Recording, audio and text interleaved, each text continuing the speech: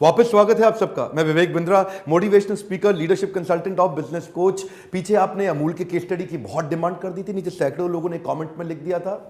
जो मेरा सहकारिता वाला वीडियो था ना, कोऑपरेटिव सोसाइटी वाला, अब इतने लोगों ने नीचे कमेंट में लिखा तो मैं अमूल का केस स्टडी लेके आ गया हूं। शुरू करते हैं, थोड़ा पीछे से चलेंगे। 1946 की बात है, 1946, जब एक लैंडलेस लेबरर कौन होता है? वो जिसके पास अपना लैंड भी नहीं है, जिसके पास अपनी जमीन तक नहीं है, जिसके पास कोई संपत्ति नहीं है, वो बेचारा एक गाय लेके उसका दूध निकालता है, बेचता है। उस समय उनका बहुत शोषण हो रहा था, और शोषण ऐसा कि कभी उनका दूध खरीदा जाता था, कभी नहीं खरीदा जाता था, ठीक रेट दिया जाता था, नहीं दिया जाता था, आधा वापस लौटा दिया जाता था, उनको दूर तक जाना पड़ता था, उनको ट्रैवल की जिम्मेदारी उठानी पड़ती थी, और इतने शोषण पे उनका जब पैसा भी नहीं निकलता तो उनकी हालत और खराब। अब करें तो क्या करें? कर्जा लेके ज्यादा गाय लगाएं तो साहूकार कर्जे के लिए ज्यादा पैसा मांग ले उनसे। कर्जा लेके बाइक खरीद के बाजार तक खुद जा करके बेच के आए, मेन मंडी तक, तो बाइक खरीदने के लिए कर्जे का पैसा और उसका भी पेट्रोल तेल पानी, बेचारे बहुत परेशान। मिडिलमैन शोषण ना करे, मुनाफा बीच में ना खा जाए, इसको रोकने के लिए सरदार वल्लभ भाई पटेल से मिलने गए त्रिभुवन दास पटेल। और सरदार वल्लभ भाई पटेल से मिलने के बाद मोरारजी देसाई और इन लोगों ने उनको इंस्पायर किया कि अब आपको सहकारिता की तैयारी करनी पड़ेगी। शोषण से रोकने के लिए सहकारिता एक बड़ा मूवमेंट तैयार हो सकता था। उन दिनों एक अंग्रेजों की कंपनी हुआ करती थी, उसका नाम था पोल्सन। ये अंग्रेजों की कंपनी के खिलाफ एक शक्तिशाली विकल्प के रूप में किसानों ने मिलकर गुजरात के इकट्ठे एक सहकारिता का मूवमेंट चालू किया, जिसमें कुछ ही साल के अंदर डॉक्टर वर्गीस कुरियन, जो कि एक जूनियर मैनेजर के रूप में उन दिनों आए ही थे, लेकिन वो इतने बुद्धिमान थे। एक्चुअली डॉक्टर वर्गीस कुरियन उस समय 1950 में वो विदेश में जाके पढ़े थे, मतलब यूएस में जाके, मतलब टॉप यूनिवर्सिटीज में उन्होंने अपना ग्रेजुएशन, पोस्ट ग्रेजुएशन और डॉक्टरेट तक किया। इतना पढ़ने के बाद उनके पास बहुत सारी सुविधाएं थी, बड़ी नौकरी करने की, जहां उनको बहुत पैसा मिल सकता था। लेकिन उनको इंस्पायर किया गया कि आप इस मूवमेंट को आगे चला सकते हो, आप में ही वो इंटेलिजेंस है, और वो लग गए साथ में। वही त्रिभुवन दास पटेल जो सरदार वल्लभ भाई पटेल से मिलने गए, ये दोनों मिलके एक्चुअली दूर दूर गांव जाके देखा करते थे कि कैसे ट्रक के अंदर दूध आएगा, दूध डाला कैसे जाएगा, निकाला कैसे जाएगा, इकट्ठा कहां से किया जाएगा, लोगों को इकट्ठा कैसे किया जाएगा, लोगों को जोड़ा कैसे जाएगा, इंस्पायर कैसे किया जाएगा। वो जो कैटल जो किसानों के पास में, यानी कि जो गाय भैंस होती है, उनको बढ़िया चारा कैसे खिलाया जाए, उनको अच्छी डाइट कैसे खिलाया जाए, दूध की गुणवत्ता को कैसे मेंटेन किया जाए, ये गांव जा करके ये प्लान किया करते थे। शुरुआत के 20 सालों, 10 से 20 सालों के अंदर उन्होंने इतना सॉलिड फाउंडेशन बना दिया, ऐसा रिपीटेबल प्रोसेस बना दिया, जिसके कारण आज के समय में वो जो किसान शुरू में जिसके पास एक गाय होती थी, उसके पास 20-50 गाय होने लग गई। वो किसान जो उसके घर में अब टेलीविजन आ गया, मोबाइल आ गया, उसके घर में गाड़ी आ गई, उसका अपना मकान हो गया। ये किसने दिया? अमूल ने दिया। इंडिया उस समय एक मिल्क डेफिसिट कंट्री हुआ करता था, यहां पे सफिशिएंट मिल्क था नहीं, दूध इतना कम था कि उन दिनों न्यूजीलैंड जैसी कंट्री से हमारे को दूध इंपोर्ट करके लाना पड़ता था। और इसी सहकारिता के मॉडल पे इसको इतना शक्तिशाली बनाया कि आज हम लोग न केवल लार्जेस्ट मिल्क प्रोड्यूसर बन गए हैं पृथ्वी पे, वर्ल्ड में, बल्कि बहुत ज्यादा मिल्क सफिशिएंट होने के बाद एक्सपोर्ट भी बहुत कर रहे हैं आज हम। और वो देखिए, ये इसके पीछे एक फिलॉसफी थी। कोई भी कंपनी चालू होती है, उसके पीछे एक बड़ी लीडरशिप और बड़ी फिलॉसफी और बड़ी सोच का बड़ा रोल होता है।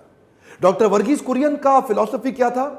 Value for many, value for money. दो चीजें जरा ध्यान से सुनिएगा, इस फिलॉसफी में पूरा अमूल डेयरी छुपा हुआ है, जरा ध्यान दीजिए। Value for many and value for money. Value for many का मतलब क्या है? वो बहुत सारे जिन्होंने दूध बना के, जिन्होंने दूध इकट्ठा करके हमें दिया है, उनको उसके लिए अच्छी वैल्यू मिल जाए, अच्छा पैसा मिल जाए।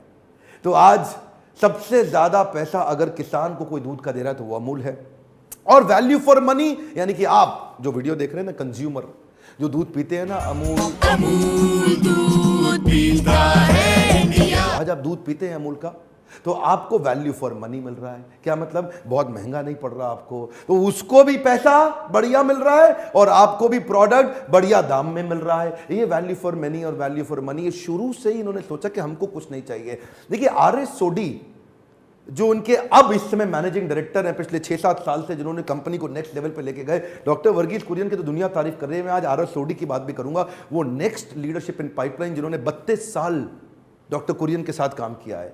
ये आर.एस. सोडी कोई साधारण व्यक्ति नहीं है। पिछले कुछ समय में उन्होंने क्या किया मैं जल्दी बताऊंगा, पर आज ये मैं स्केलेबिलिटी के मॉडल की कई बार बात करता हूं ना, लीडरशिप फनल में भी आते हैं, वहां भी आप सुनते हो। तो ये अमूल ने क्या किया, बिजनेस को, वॉल्यूम को इतना स्केल अप कर दिया कि ultimately cost per packet and cost per litre of milk बहुत डाउन हो जाती है।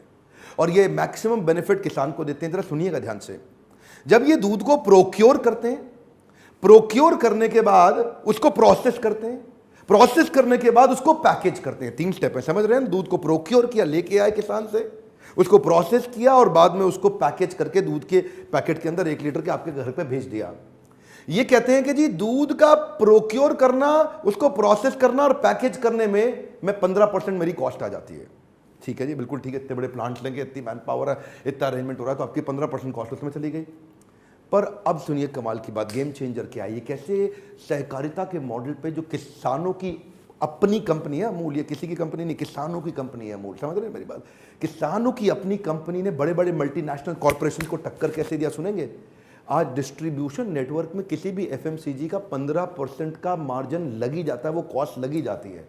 डिस्ट्रीब्यूटर को पैसा देना, होलसेलर को देना, रिटेलर को देना, 15 से ज़्यादा भी आ जाता है, जिसमें आपकी ट्रांसपोर्टेशन, लॉजिस्टिक्स, रिवर्स लॉजिस्टिक्स बहुत कॉस्ट आ जाती है। कई बार वो कॉस्ट 30% हो जाती है, लेकिन अमूल वो सारी कॉस्ट इमेजिन करिए 5% में मैनेज कर लेता है।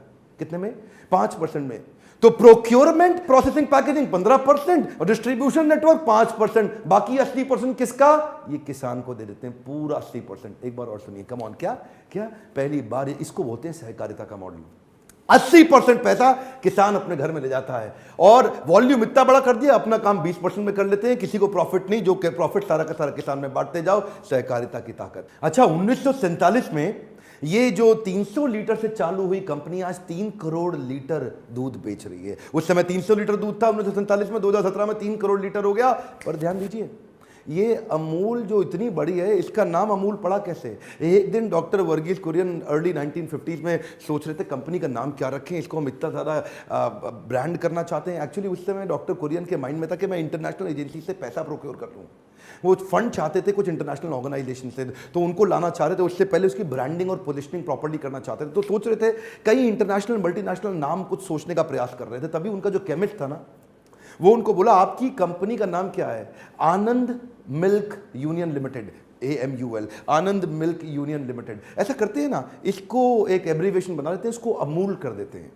तो डॉक्टर कुरियन ने सोचा ये अमूल का मतलब क्या होता है, तो उन्होंने बताया अमूल जो है ना इंडियन ओरिजिन का वर्ड है, इसका मतलब है अमूल्य, जिसका मतलब कोई मोल ही ना हो, जिसका कोई मूल्य तय ही ना कर सके, प्राइसलेस। डॉक्टर कुरियन को बहुत बड़ी अच्छी लगी और उस दिन ऐसे प्रोडक्ट का नाम डिसाइड हुआ अमूल, जो हो सकता है आपके घर भी आता हो। क्यों ना कुछ हम आंकड़ों पर नजर डाल लें कि आज अमूल अपने कॉम्पिटिशन के मुकाबले कहाँ पे, अलग अलग प्रोडक्ट रेंज में, और उसके बाद स्ट्रैटेजी जो आपको आपके बिजनेस में काम आएगी। स्ट्रैटेजी मिस मत करिएगा, इन आंकड़ों के बाद मैं स्ट्रैटेजी दूंगा। टर्नओवर के मामले में अमूल 38,000 करोड़ पे है, नेस्ले 10,800 करोड़ पे, मदर डेयरी 7,800 करोड़ पे, पराग 1,700 करोड़ पे और क्वालिटी 1,000 करोड़ पे। लेकिन मक्खन के सेगमेंट में अमूल हमेशा ही number 1, Mother Dairy number 2, Britannia 3, Kwality 4 और उड़ीसा की एक state cooperative milk producer federation है वो नंबर 5। आइसक्रीम के मामले में Amul number 1, Baskin Robbin number 2, Kwality Walls number 3, Mother Dairy 4, Vadilal और उसके बाद क्रीम बेल। 36 लाख किसानों से 18,500 गांव के अंदर 3 करोड़ लीटर दूध,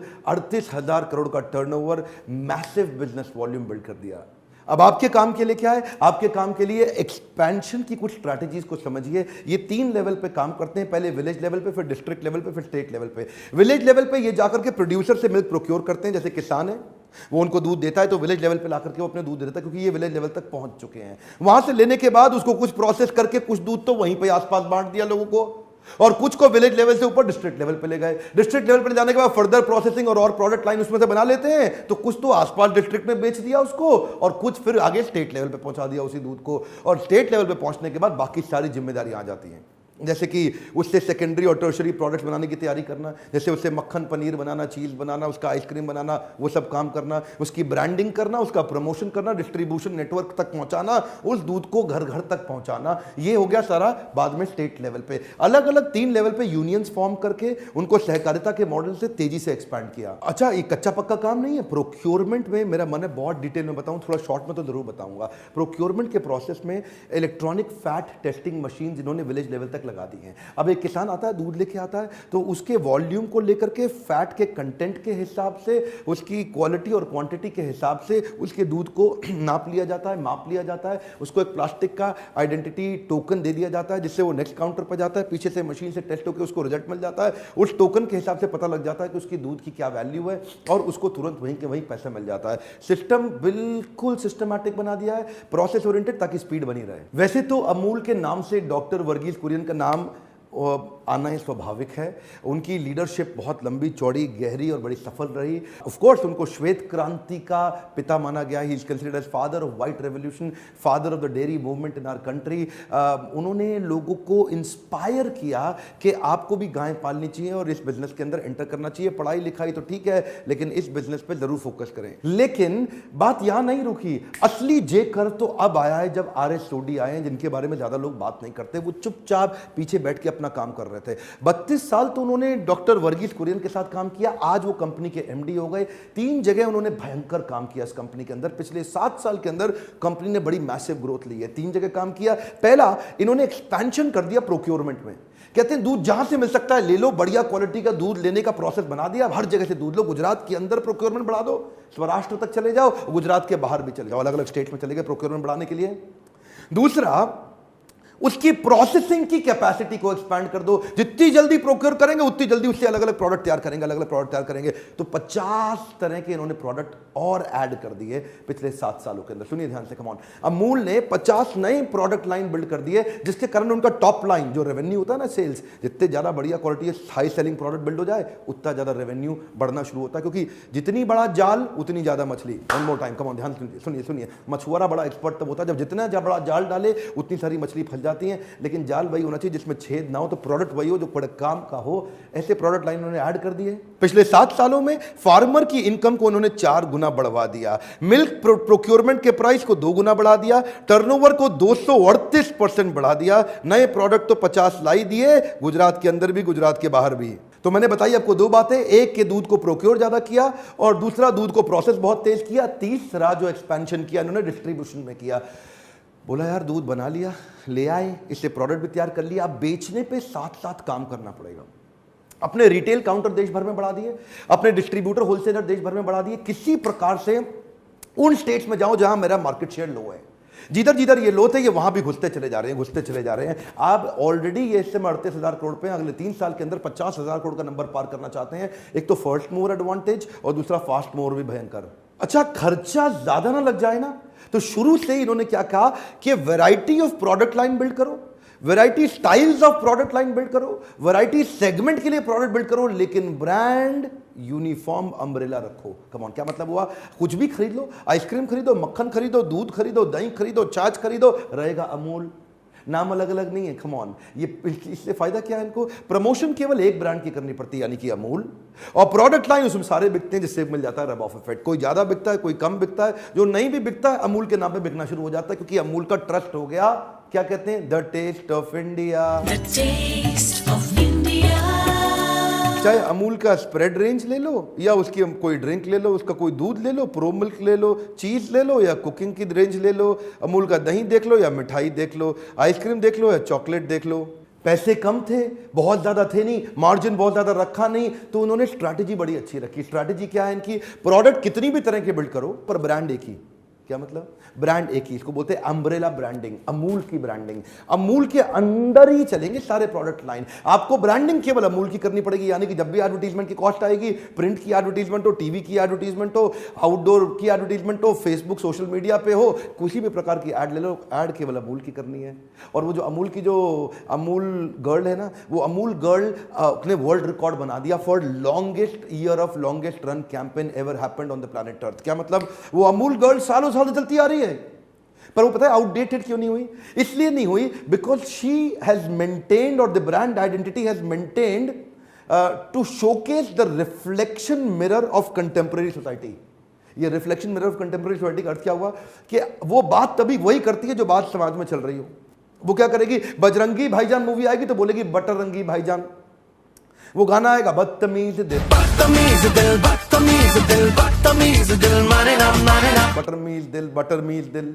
तो वो क्या है? वो कंटेम्पररी फ्रेशनेस बिल्ड करती रही। नरेंद्र मोदी कहते हैं अच्छे दिन आने वाले हैं, अच्छा दिन आने वाला है, अच्छा डिनर आया है। कहती अच्छा दिन नहीं, अच्छा डिनर। तो वो मक्खन दिखा दिया साथ में। वो पहले उस समय आइस बकेट चैलेंज होता था, ये slice bucket challenge, slice butter challenge बोलती है। ब्रिजिंग दी जनरेशन गैप को ब्रिजिंग दी जेंडरेशन गैप बोल दिया, यानी कि सारी महिलाएं दिखा दी, महिलाओं को एम्पावर करने के लिए, क्योंकि खरीदती तो सारी महिलाएं ही है ना। डेयरी फार्मिंग को उन्होंने कमर्शियली वायबल बिजनेस बना दिया।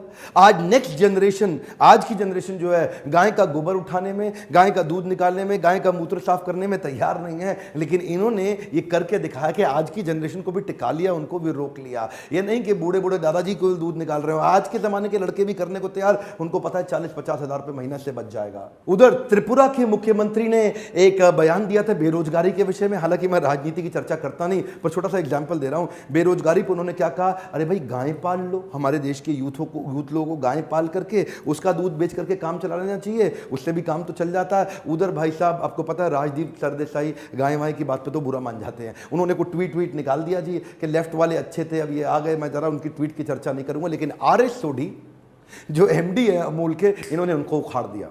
इन्होंने उनके ट्वीट के नीचे ट्वीट कर दिया, और एक के बाद एक 2-4 ट्वीट कर दिया। और क्या बोल दिया ट्वीट में कि बिल्कुल ठीक कह रहे हैं।